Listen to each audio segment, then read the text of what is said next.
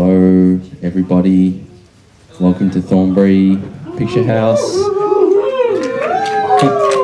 Thanks for braving the cold to be here tonight, everybody.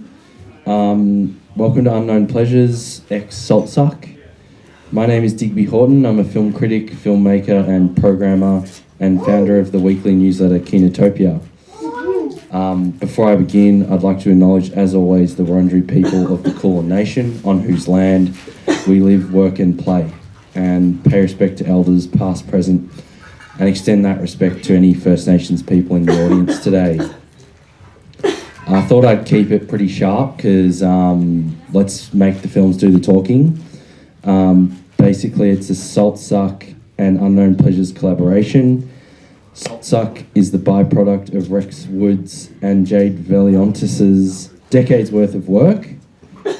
Tonight we'll screen 5 shorts from Rex's oeuvre, with the credits withdrawn until the very end.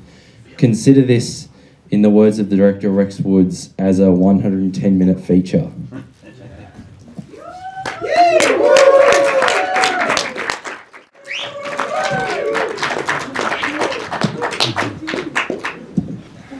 What a weird way to spend your time. You or us.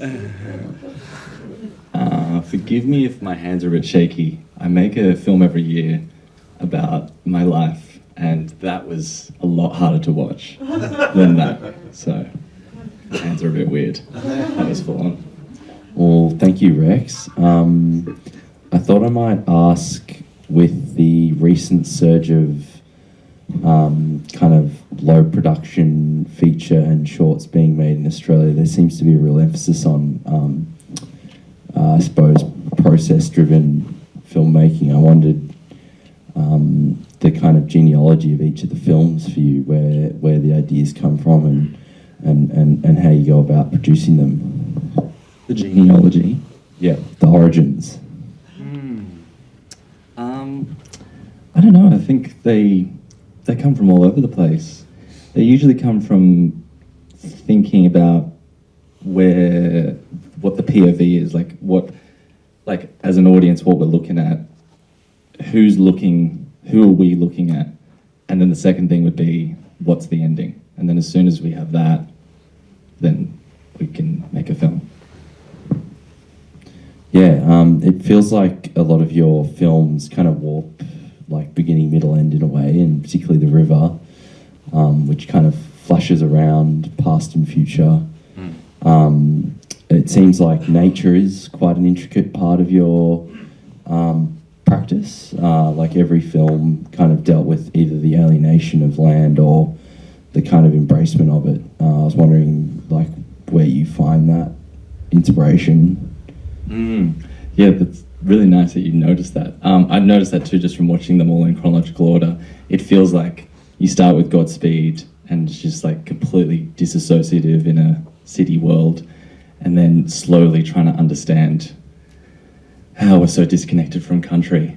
Especially that last film, I just like, sorry if I seem a bit shaky, that last film just really gets me. It's like, I think it's probably the darkest film we've made, and I just, yeah, every time I watch it, I find it really, it accentuates the point that you just made.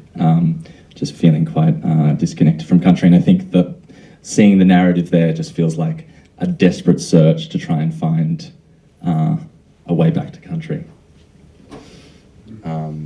Yeah, so it also feels like lots of your characters are kind of recurring. There's almost like I suppose like a family. You and Jade are partners. You and Jade are partners. You make films together. You have for 10 plus years now. I was wondering how you go about that. I mean, so many notable directors like John Cassavetes and a lot of the French New Wave have kind of employed this family-like structure. Is it just resourceful, or is there anything more to it? Yeah, I think it's claustrophobic, to say the least. Definitely like fucking each other up along the way. I think like Pelican Girls and Platypuses are both COVID films. Yeah. And I sort of almost wish they were more implied that they were COVID films, but to me, like that's feels like that claustrophobia of like, fuck, we've just got each other around and we may as well just make films because, you know, I think we just kind of all thought the world was going to end. So I think those two films were specifically very much family orientated. Yeah, and am I correct in thinking a lot of these films are New South Wales / Sydney? Thank you. Sydney based, yeah. Okay, so Godspeed, Sydney film, obviously a sort of homage / criticism of Sydney. The River is Sydney.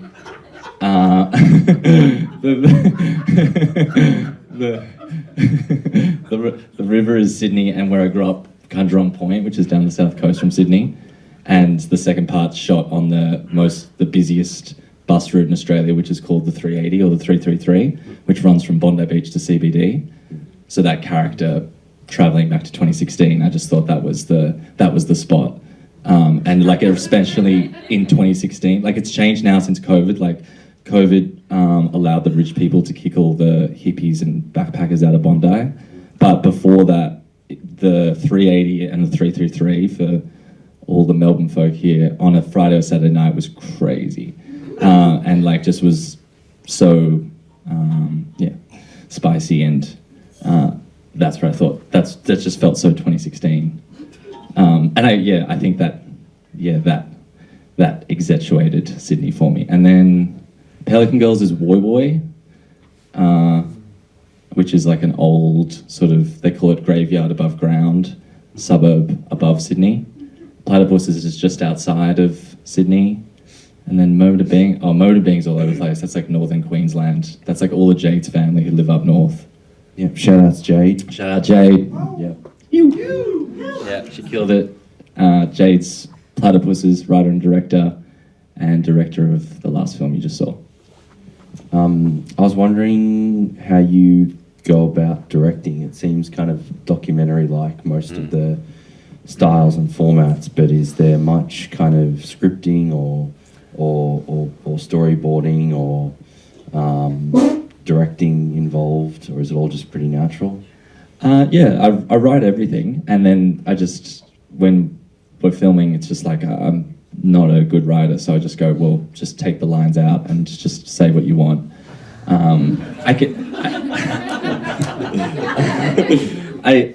Every time Freya's the girl on the bus who's like supposed to be really high on MDMA, and the blonde girl on the bus, the polyamory girl, yeah, right. And I can just, every time she says, I just need to, I get so hungry when I haven't fucked in a while, and like that's something I wrote, and I just knew it didn't hit for her. Like I knew that wasn't like something that she felt, but we kept it in. But every time I hear that line, I'm like, you don't feel hungry when you clearly don't get hungry when you haven't fucked in a while. But it's good. Like I love so much. She's now a film historian, and I just love her performance so very much. Yeah, and judging from the credits, it looks like a large part of the crews and cast are kind of come from the university scene and everything. What was the time at? I saw University of UDS was referenced in one of them, and I saw Jen Atherton was credited, the director of Grapestake, who Gloria also starred in. I was just wondering what this kind of cross-pollination might have felt like at the time. Yeah, Godspeed and The River were both film school films, and then, Afters films, and then Where the Platypuses Live was Jade's graduation film. There was no one... I suppose there were film students in some of it, maybe. There were some film students. But we always tried to keep it mixed of like Sal Shara. I don't know if any of the older generation in the audience know Sal Shara is an older actor. He's the old dude on the beach. Good to keep it mixed. Nice. Do any members of the audience have questions? friends. That was like in my lounge room. There's one over there. Romaine. I got a This is question, the but good it's stuff. more like I want answers. I mean, obviously. Sure. But in Pelican Girls, can you tell me a little bit about that moment where there's the guitarist and they say Ginger? You know what I'm going to say, Romaine? Are you gonna say watch it again and figure it out? No. I'm going to say, what do you think? I don't know. I didn't know. Well, you think. Tell me what you think happened. I You don't would know better than me. I don't know. Maybe there was some sort of like maybe the friend was more of like I don't know. I couldn't figure it out. Yeah. The friend was the mum, but the mum was also maybe Ginger. Yeah. Yeah. Yeah. Well, they called her Stella in the beginning. Pardon? They called her Stella. They called her Stella in the beginning. So it was like, she goes, Ginger, do they call you that around here? She goes, no, never heard of that before. It's like, she thinks the girl she's been hanging out with all day is called Stella. Oh. So the girl across the road just went, hey, Ginger. Her real name's Ginger, by the way, that's my sister. She was great. Yeah. Thank you. Yeah, Weston. Maybe more of like a process-based question, but it was very interesting kind of watching them all chronologically and just seeing like clearly kind of at which points you managed to get your hands on like better technologies or better equipment perhaps, and I feel like obviously maybe like Godspeed and whatnot, it's very sort of like run and gun, like handheld. Do you feel like that energy stayed kind of formative to your process even as you kind of like moved on to like these new sets of tools, or do you feel like having access to these new tools really like shifted your process around? There was never access to new tools. The only new tools was just like us scabbing with our own money to use new tools. But I think the best way to answer that question is that embracing disintegration, and I look at these as disintegrative films in the sense that there's no funding. So instead of like fighting against that ego that's like, why are we doing this over and over again and money's not coming, embracing that. So I remember making Moment of Being, and Jade was crying to me and being like, why are we doing this? Why are we filming my family? It's just me and you now. There's not even a crew. And I'm like, fuck a crew. Like, we're like, why would we do this anyway? We're doing it because we're doing it. We don't know why we're exactly doing it, but once we finish making it, and you get to moments like this and then you reflect on it, then you kind of have a better idea of why you did it in the first place.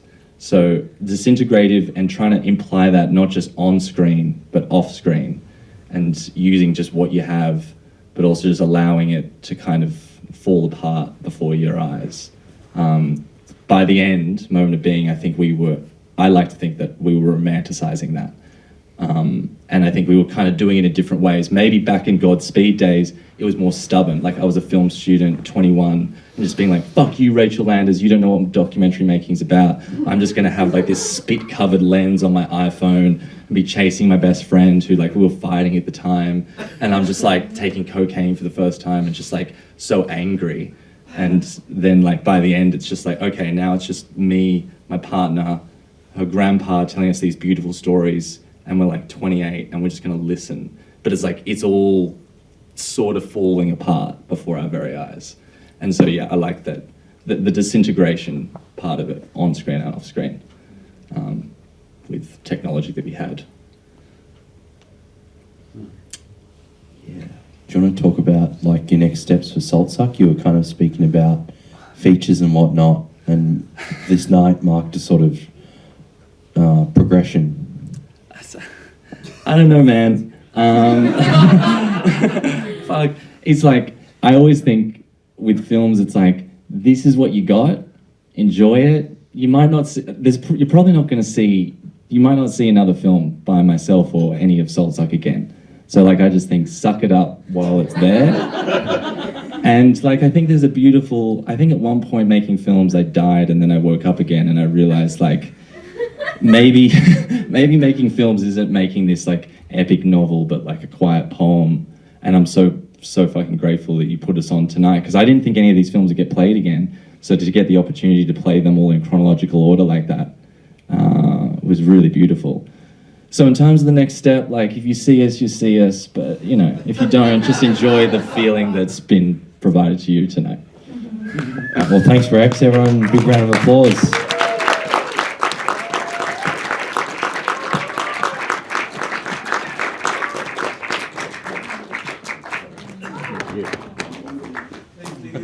Thanks, Diggers. Thanks, Digby. Thanks, Unknown Pleasure. Thanks, Bill. Like, seriously, also, like, keeping film alive. Like, dude, I came here when I was, like, 4 years ago, and we watched, what was the Italian film that you guys put on? Italian? Play? Oh, my God. I mean, that was us playing a film from the past, from 1964. Yeah. And he was an Italian migrant that came to Australia. He didn't know anyone, and he just, you know, he had some skills from Italy to, you know, make films, and he went about and made his own films in Carlton. Yeah. And no one knew about him. Yeah. And he was like the first indie filmmaker in a way. Yeah. And Well, I know that film had a huge impact on Jade, because that was a really special moment, because we came here, it was during COVID, we didn't know anyone, and we had a really special time in that night. So it really is a full circle moment to be asked to come back. Yeah, cool. I appreciate it very much. Thank you so much.